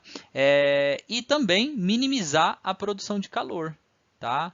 Você vai diminuir a ingestão de alimentos para diminuir a produção obrigatória de calor, né? Quando está calor, a gente come menos, a gente tem essa vontade de comer menos, justamente para não produzir tanto calor aí do metabolismo. E uma resposta comportamental é a diminuição de atividade física, né? No calor, a gente tende a diminuir a atividade física muito intensa. Você não vai querer jogar bola se o sol lá fora tiver 40 graus, tá? Numa temperatura fresca, ok. No baixa temperatura, nós vamos buscar minimizar a perda de calor. Então, eu vou ter a vasoconstrição dos vasos sanguíneos cutâneos, a diminuição da sudorese, vou diminuir o suor. Eu vou ter, por isso que você urina mais, né? Porque se você não está perdendo líquido pelo suor, você vai acabar urinando mais. Por isso que no frio a gente urina mais, porque não está perdendo água pela sudorese. E eu tenho respostas comportamentais no frio, né, que o hipotálamo provoca. Adicionar mais camadas de roupa protetora, encurvar-se, né, para diminuir a superfície exposta. Então, a gente anda sempre encurvadinho, né, para a superfície corpórea ficar menos exposta ao frio.